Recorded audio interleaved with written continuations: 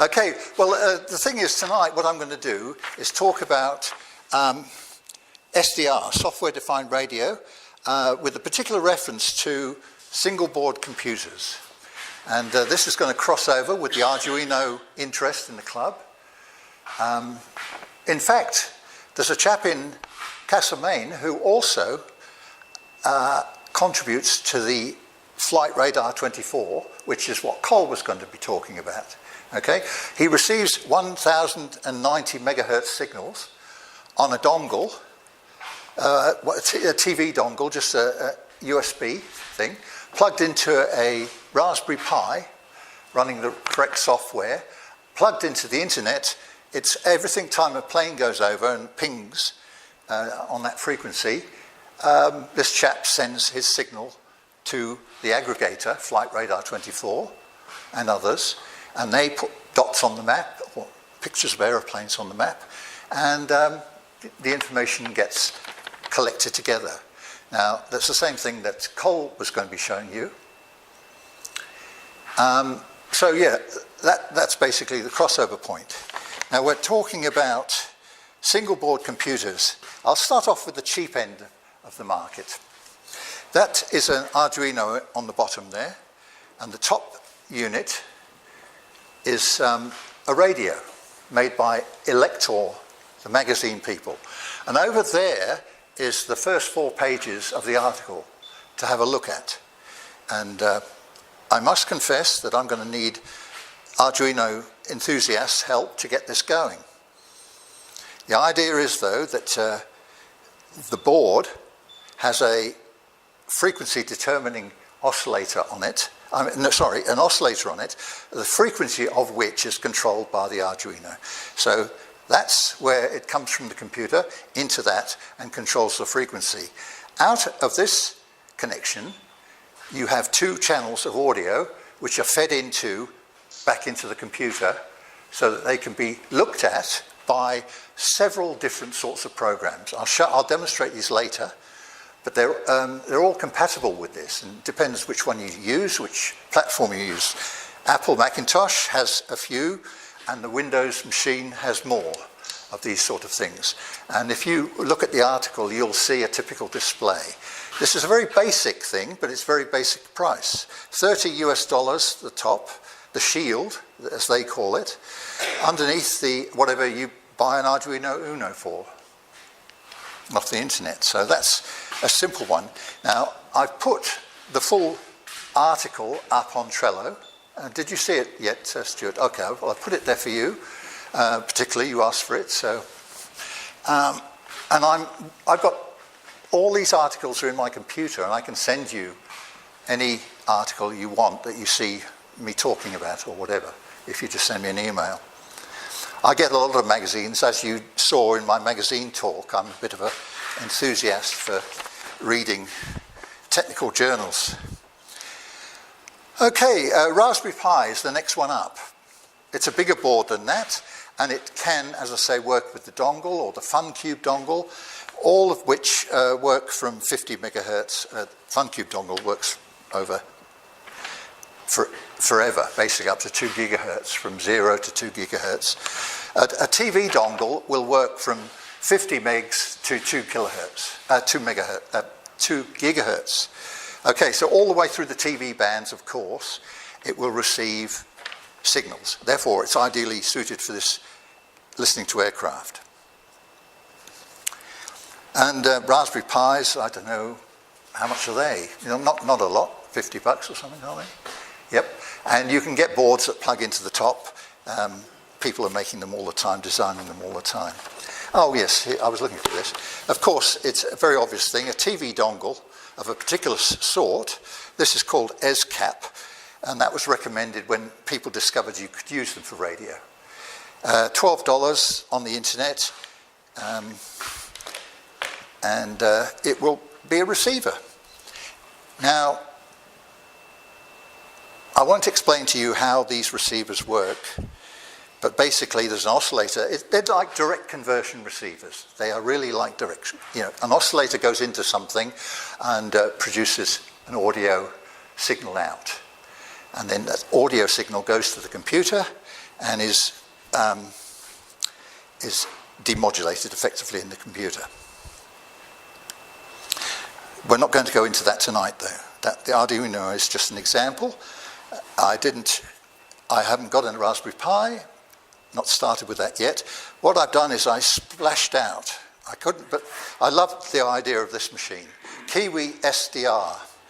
Kiwi, it is a designer from New Zealand.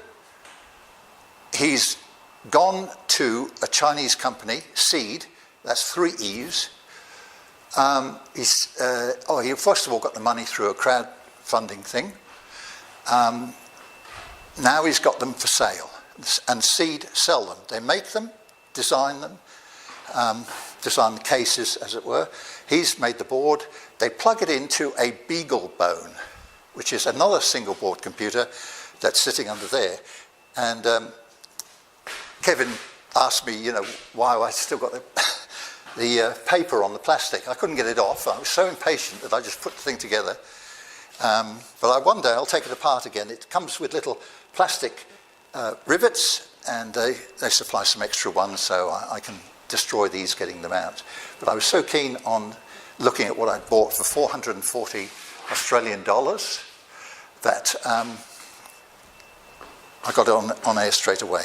Now, you were saying that you've seen it on sale in Australia and in Australian dollars. More expensive if you buy it. Yes. I think it's $10. Okay. Yeah. Right. It's got a it's got a GPS antenna and GPS receiver on the board.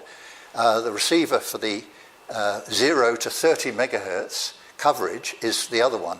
Now, this is a true receiver, and this is probably similar now to the sort of front end of a 7300, which is now claimed to be an SDR radio more truly than just having aspects of SDR software radio, because the software drives it and changes the frequency and what have you, and then the rest of the radio decodes the audio.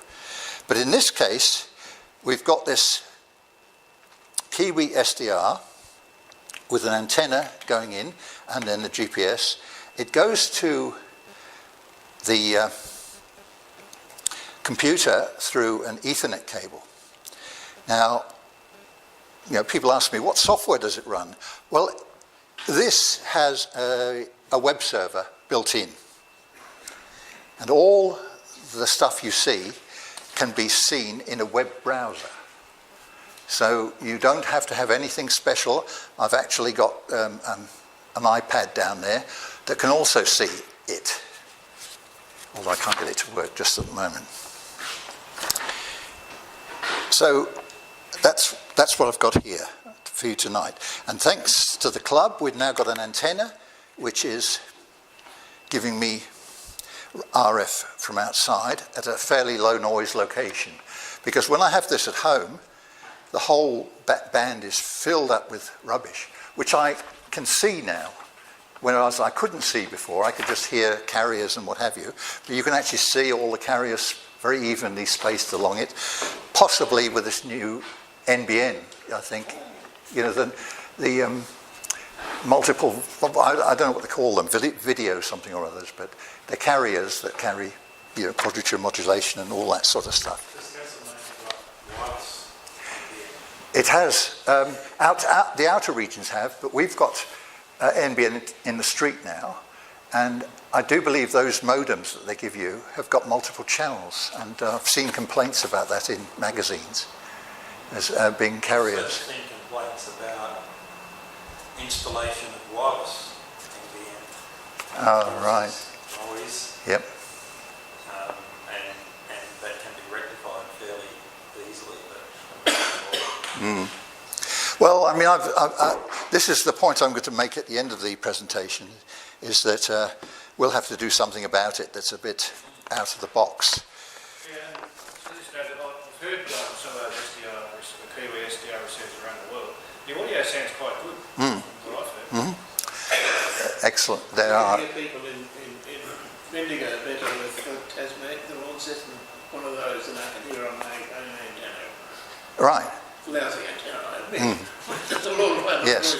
Well, when we were here the other day setting it up, we heard that we were listening to the Tasmanian one, and you heard, oh no, we were actually listening to this, weren't we? And then we went to your 817, and you found them, yeah. Okay, well, that's the hardware and that's the money, you know. I thought I'd give it a go, and I've sort of got my money's worth out of it because of the excitement of it, you know, so I haven't got over it yet. My main plan is, though, it can actually be made to run to 32 megs. So I've now got a 2-meter converter at home, and 2 meter to 28, the old standard that we used to do. Well, I'm going to be able to do it in England, of course. That would be enough. 28 to 30 would give you 144 to 146. In those days, that was the band width. And going to 32 just gives you that extra 2 megs. So I could basically look at the whole 2-meter band and see satellites and other things coming through, or, you know, beacons popping up in parallel, because you can see them all, as opposed to tuning around and trying to anticipate them. So that's yet another use of them. Right, I got to the point where I will demonstrate the browser interface to you. Right. And I've done all, yeah.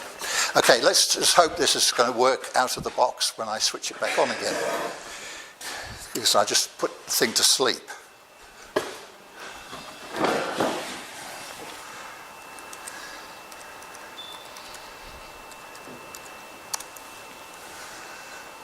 Right, now I'll just reload that.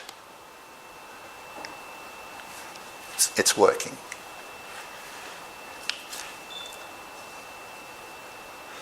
Now, of course, hearing it will be a little bit problematic tonight, but I'll try and turn it up loud enough. But we're not here to listen to shortwave. We're here to understand how the thing works. So hopefully, right, this is the control panel. And one day I hope that we can actually develop a rotary encoder or something that feeds into this, and you can actually tune around like a real radio, because it's a little bit less than convenient having selections. Okay. Now, so that you get it clear what I'm going to talk about later, I have to just remind you that this is basically just logging in to a web server in that box. And the software in the box generates all this for you from a radio signal. And at the moment, I've got, of course, 0 to 32 megahertz. So I'm listening to the whole of the HF spectrum. And here would be broadcast stations. And you can see that there's a bit of activity here. Because the antenna's resonant at 7 megs, 40 meters, right? You know, that'll be here. It's not clear at this time of night that is emphasizing that band at the moment, but sometimes it can be very clear what your aerial is resonated to, because you'll see bands. If the whole lot's kind of open or the same, then of course the bands illustrate the resonance of the aerial. And that can be clear sometimes, and especially at Smeaton, we were very isolated from noise and what have you. Okay, well you can see. I certainly will if I can find it. Yes, yeah, and in fact there's some bursts of signals here, so one can see. You know, this would be satellites, or I mean, what I'm saying is this is how satellites would show up if you were trying to monitor them, stuff like that. Okay, so to operate the interface, I can go to a particular band, and it will automatically open up just on that band. So by choosing a band up here, and you can see broadcast, utility, and then it goes down to amateur, 40 meters. So there, it's gone from 7, you know, just below 7 to a wobbly signal there, maybe some CW there. I can't see any that one. There's SSB, right? So I will. It's band spread, really, isn't it? We have a whole broad spectrum. You're right. Yes, Let's just say 7130 in case. It's hard to tune initially. There are fine tune. I'll go up there and show you. These are fine tunes in 1 kilohertz and up and down. This is, oh, here we go. They're back again. These are, of course, the width of the coverage on the screen and so on. Now, I'll turn up, or I'll unmute that channel.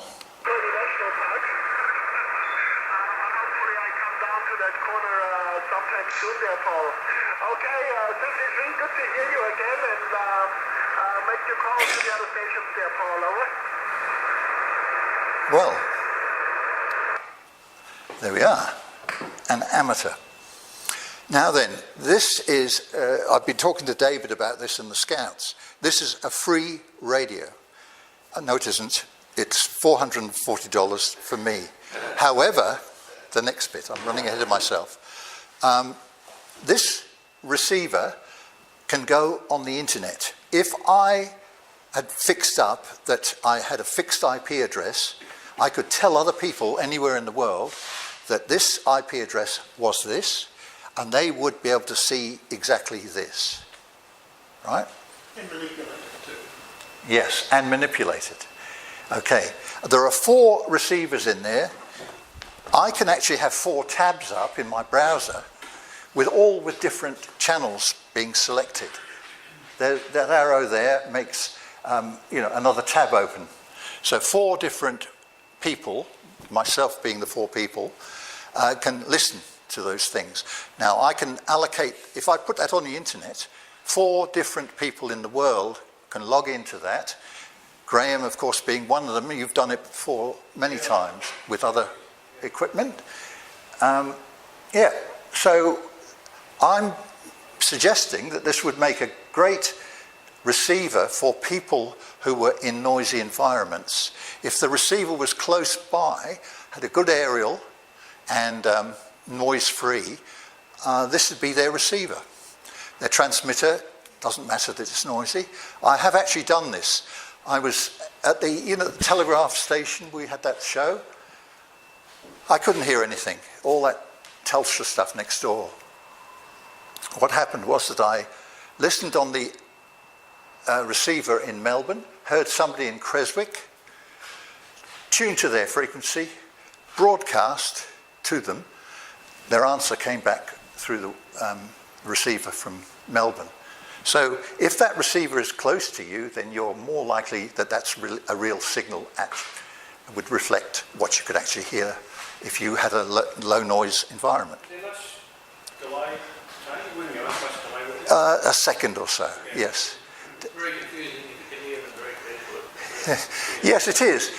And it's also interesting because for some experiments, it's good to have it delayed, and then you can actually know which one you're hearing, I've actually been, okay. So this is a single sideband signal. There's the carrier there, and the lower sideband is going that way. So Tony, if there's more than 4 people Yes, who use it, that's it, they can't. that's it. It says unavailable. Okay. And then when one drops out, it becomes available, and round In robin. my experience, I've never found any that I've listened to that I couldn't listen to. They don't seem to be overloaded with people. No, not at the moment. Yes, that could be useful if you were having a club one, and the people in the club had paid for it, so they wanted to reserve it for themselves. That might be, and then you wouldn't even give your email IP address to that aggregating site. You could just keep it private. Nobody would know where it was. It's thrashing away there. Now notice that the software also puts in frequencies that you might find interesting. If you click on that, you go straight there in the right mode. That'd be CW there, if there were signals. So you've got the full range. Now this, just quick fading, I suppose, on a carrier, just above We'll have a listen to that, see what it is. Fair to say with it. Well, it could be.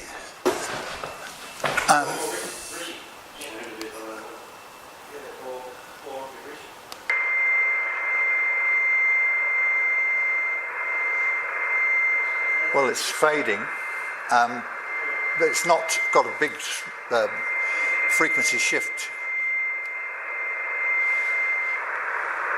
It takes a second or so to readjust to the new frequency.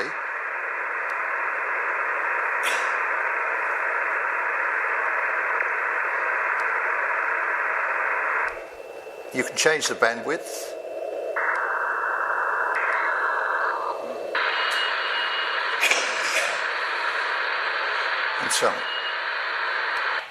And so on. You know, I won't spend a lot of time on this because it's basically it's great to just play with it yourself and have a listen to what it can do.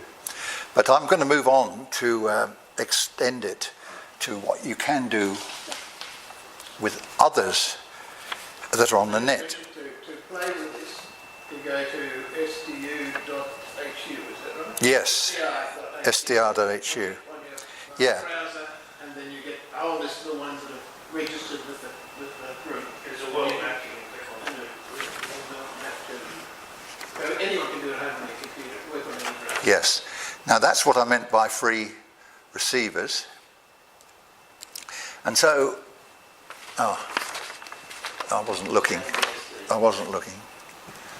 because I'm rather engaged in thinking of other things.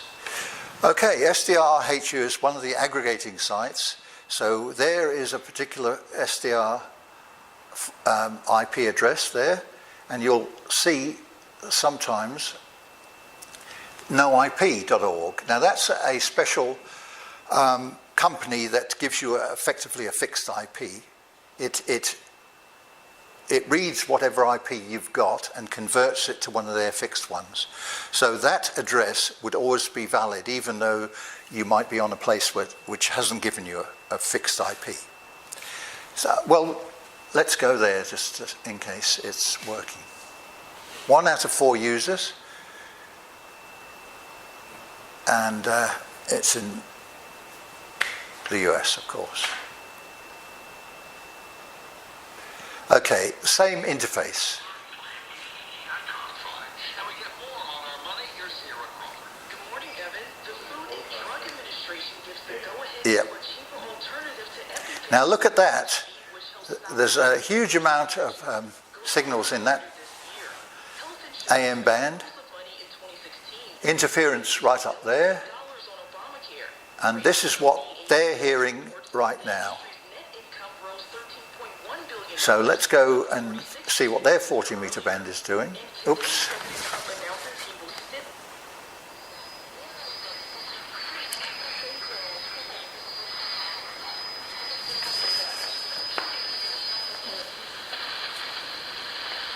Right, now it's still on AM. That's the default it seemed to come on. So, yeah.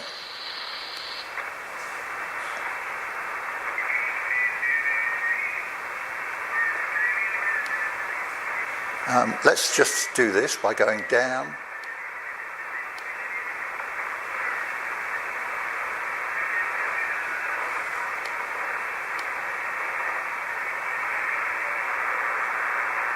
Oh, let's swap it. Sorry? Yes.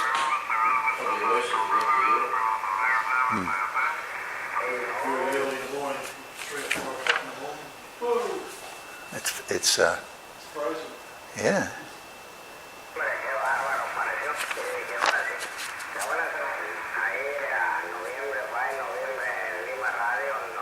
Okay, so that's what they're hearing. They are hearing that. That interference is happening to their station in the US.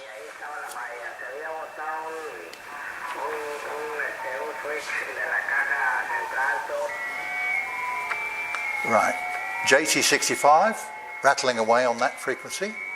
And notice how easy that is to tune in. Notice the time delay.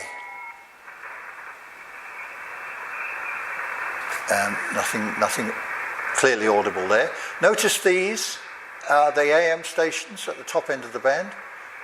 They could be hearing the Chinese ones as we do.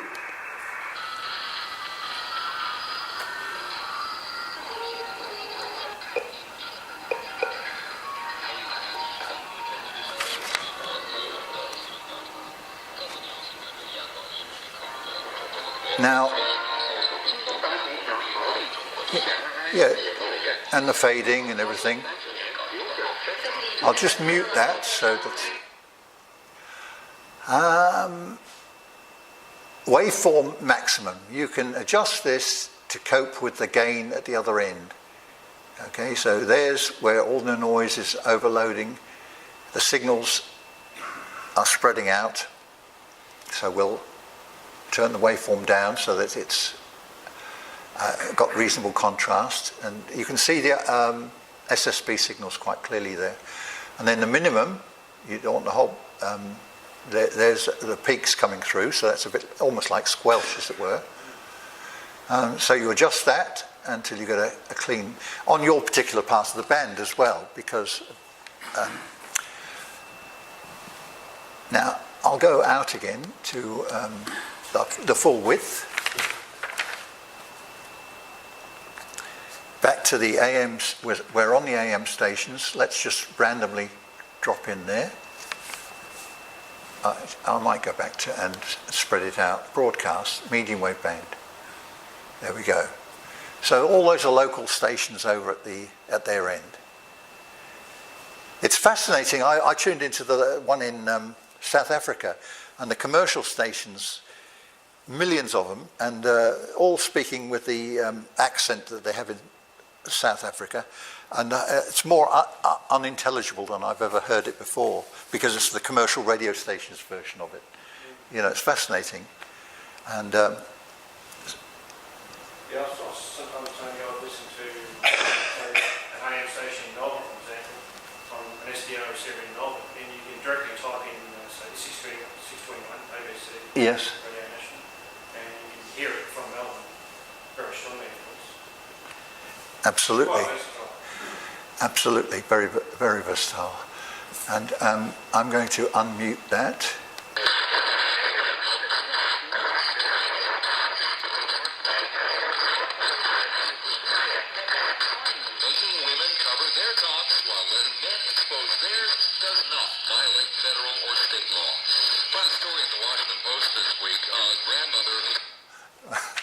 Well, yes, classy American broadcasts on, but you're actually listening to that broadcast through a radio, and you've got a very long loudspeaker lead. That's what it is. And then you get totally confused like I do, and you tune to your own radio here, and you tune to somebody else's radio elsewhere, and you sometimes forget, you know, when we were doing that, what you're actually listening to. Okay, because it's sort of universal. So the other radios, and that's what I've told anybody who wants to listen to amateur radio or any other radio, I give them this web address because it doesn't cost a cent, just the download that they've already paid for. So, and then people can decide for themselves if amateur radio is for them. And the obvious thing is that if you want to see where you're being received, if you're transmitting 20 metres, you can record your reception part of the world. yes, that is fascinating, and I've heard myself out in Melbourne, of course, on 40 metres, and seen it come up. Talk to yourself. And then the people who are on the thing looking after it, because they have to have it monitored, and I got a thing in the message thing saying, "Hello, Tony, thanks for joining us." You know, you go, who can hear this? You know, who can? Where the time delay is handy, because you can say something and then you can, 2 seconds or whatever. This might be different to the one I used years ago. You can actually hear what you said after you said it when you're in a position to listen. Yeah, that's the good point. That's what I was alluding to earlier. Was that for some of those tests, it really is useful to know that there's a delay. Now. Well, and Kevin's talking about an old system that still exists, and it's I forget even got the address now. Web SDR. Web SDR. Now they have receivers that are restricted in range to their own particular interests. Not like this with anywhere in 30 megs. They have maybe just the 80 and 40 meter band active in their location. So they're the predecessors of this. And they're still useful. And the one in Melbourne, as Kevin said, is useful for hearing yourself. At the moment, there's nobody in Melbourne. There's one in South Australia, one up in, run by a radio club in New South Wales. The first thing you notice when you turn on is that they've got a background noise level of about SA. Well, you're in trouble too, Tony, where you are, with your figure there, at your place. Yes, there's no use. So you'll have to plan it somewhere else. You're getting there. You're getting there. Yeah. Look, yes, at home, as I said, I get lines all the way through it, high noise level all over it. You get carriers sweeping through, all of which you wouldn't be able to see by just, listening on a radio. You would tune to a carrier, but you wouldn't see all the rest happening. So this is a very useful tool for, and in my case, VHF. I'm going to be converting this with a converter into a VHF receiver. I noticed, Tony, some of them on Kiwi SDR do use VHF. So They actually use a different hardware. right. They still use this software, which is public domain, or whatever they call it, not shareware, but they still use that, but it's different receivers, maybe a dongle, a TV dongle. They may use that. Now, let's put it this way. If I had my converter and that on Mount Tarrangower, then all the FM repeaters that I can hear up there would be coming up every now and again. Like I have to scan at home to see if the band is open, but you would see different ones coming up and down as they were being used. So, loads and loads of fun available to you. In my case, I would love this to be remote, slightly remote from me, so that the noise level was kept down. And that's what I'm hoping that we'll all think about sometime. Now, something that Kevin brought up as well, and I'll stop that going down because I know I get sort of seasick myself watching it. I'll get out of that.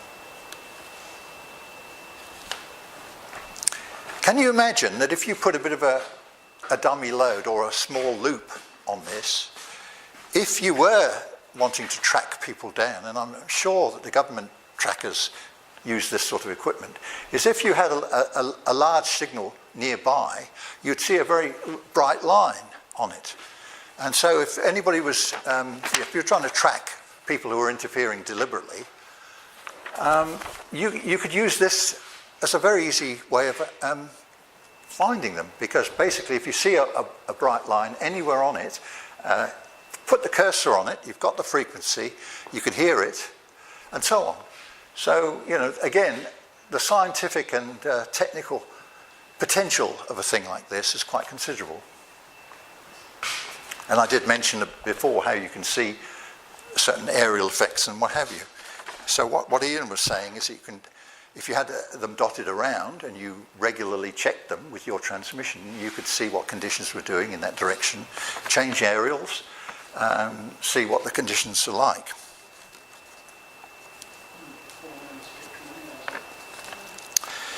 Okay, right, well, I'm getting near the end of the presentation, and if you get bored, just tell me to stop, because I can keep going for a long time on this. But there's another aspect of this SDR that I want to show you, because we heard the JT65 just then, the tones. Well, whiling away the cold hours at the Smeaton Mill, and I had all this set up in the evening there, I managed to get the audio from this program into another program.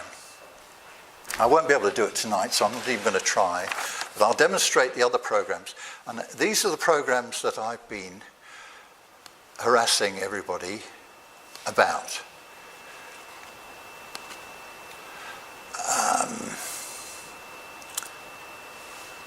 Right, FLDG to start with. This is an audio frequency program that once the signal has been received and converted to audio, you put it into a program like this. Now at home, I've got a radio plugged into an interface and into my computer. And I'm using a Windows computer for this because I keep this one portable. And now I've got a, thanks to Craig tipping me off about $160 computer, Christmas. I've been using it ever since, it's fantastic. Okay, this is FLDigi, another free program. And all the modes are up there. So there's dozens of PSK, and that's the most common one, PSK 31, CW decoding, and all sorts. Okay, so once you've converted them to audio, I've got the mic active at the moment. Normally you'd plug it directly to the receiver. Okay, so that's what a tone at that frequency would look like, a line on the waterfall. So can you imagine if I could connect the audio from that previous web browser into this, I can then do any decoding I want. All the digital modes. And that's without doing the digital modes in that program in the browser, because have you noticed it's got whisper? Yeah, that's interesting. They're obviously working at it. But this one, you can send the tones that you're receiving into this, and you can then decode them. Even something as simple as, well, simple to some of you as CW, it will do quite a good decode of machine-sent CW. So I use this to listen to the Geelong beacon on 2 meters, and I follow it. Other scientific things you can do there is that, this is getting back to Cole's demo next week. What I do is I look at Flight Radar 24 and see when there's a plane going overhead, and I know to look because I get the CW comes up here. It's a constant tone until it's frequency shift keyed. RGL down on Mount Anarchy. It's sufficiently distant from me to be right on the edge always of reception, which means that if conditions are good, it comes up, and it also means that if it's reflected off aircraft, I get the reflection as strongly as the original. And at first, there it was coming down here, I started seeing a carrier going across like that, on top of it. And so I was able to see when it did the frequency shift keying, it definitely was the same signal. And that's the Doppler shift of the plane going over. So what with the Flight Radar 24 showing me that there were planes in the vicinity, I could deduce that that was the plane that was bouncing signals off. So we're actually I'm getting to the point where I could join in those guys in the morning that you hear talking to Sydney and Canberra via aircraft reflection, you know, because they actually have communications and they know what time planes are going over. So that's why it'll be really good to actually get to hear Cole's presentation. So that's just a couple of modes that I've talked about. And then just to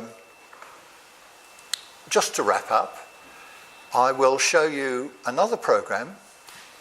So do try and remember to have a look at FLDigi at some point. And then the other one is WSJT-X. And just today I read in the the ARRL letter, that the guy who works on this, Joe Taylor, I think that's his name, Joe Taylor, yeah, he is going to make a very fast turnaround program in here for receiving meteor scatter reflections. And he said the minute that this takes to send and receive alternately is too long for quick burns. Anyway, I'll show you the program.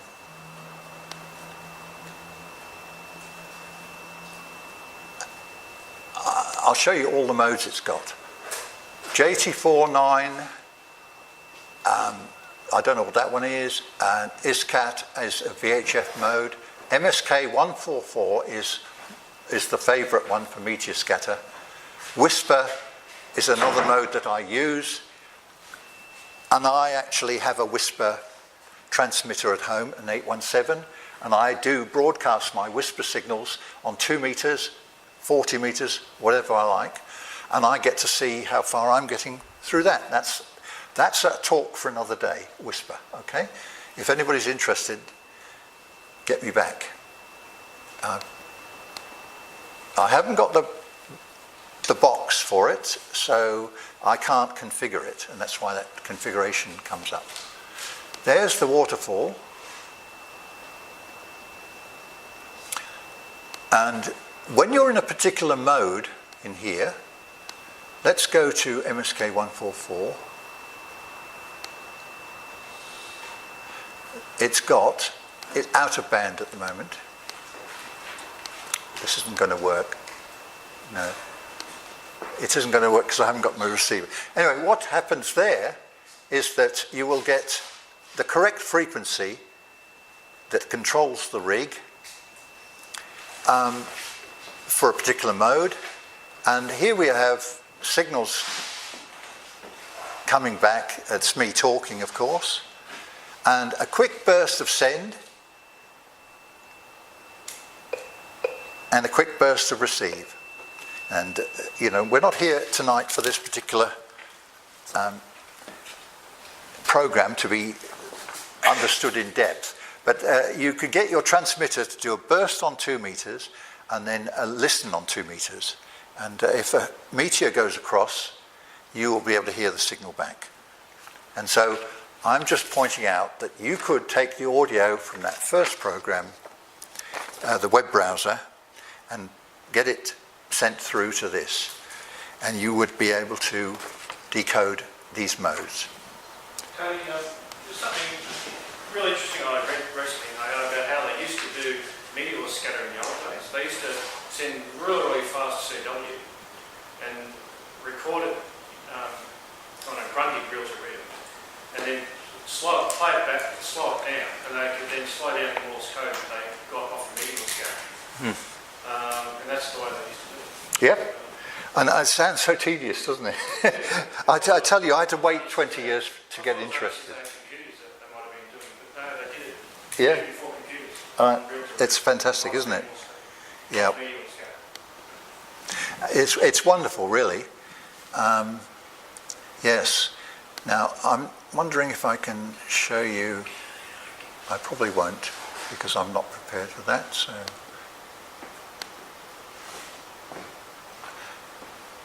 Okay. Anyway, the thing I'd like to finish up with is a suggestion that we do actually think about whether the club should have a remote receiver. Stuart, you were interested because you said you couldn't hear much at home. Yeah, and I would. So, it might be that we... Is this place... It's got to have the internet.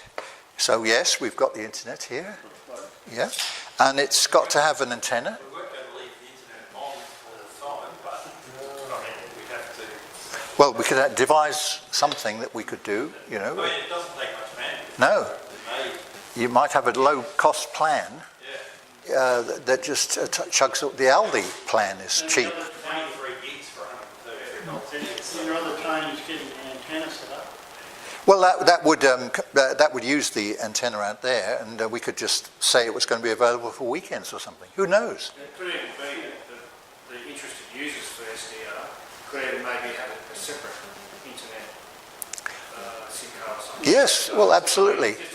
And a separate short aerial, because you don't need a massive tuned aerial with a receiver.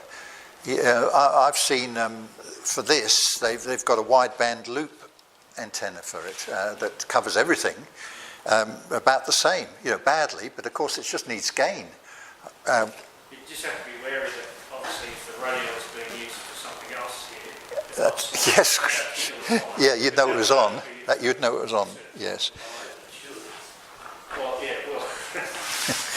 Anyway, look, I hope I've whetted your appetite for that, for this sort of experimentation. So I'm wanting other people to give me a hand with this Arduino one, that's for sure, because I'm still not sure about the article. I don't know which sketch you're supposed to load into it first. The article's not clear about that.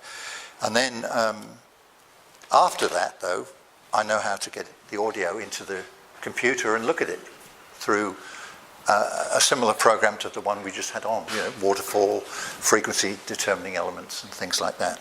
Wouldn't it just, if your computer tunes the shield that you've got on there, wouldn't it only be a matter of having the same serial connection to that shield, telling it the same thing? In other words, a rotary encoder. Oh yes, I'm sure you could. Just feed it Yeah. fashion into that, and you'd have to know what you're actually telling us. You're absolutely right. You could do that, and you could actually make a more standalone thing. In fact, there's a program on the iPad that takes two audios in and gives you a thing that reads, has a waterfall, and you can hear audio on it. So there's all sorts of things. It's great fun. Okay, well look, thanks everybody for coming along, and thanks everybody for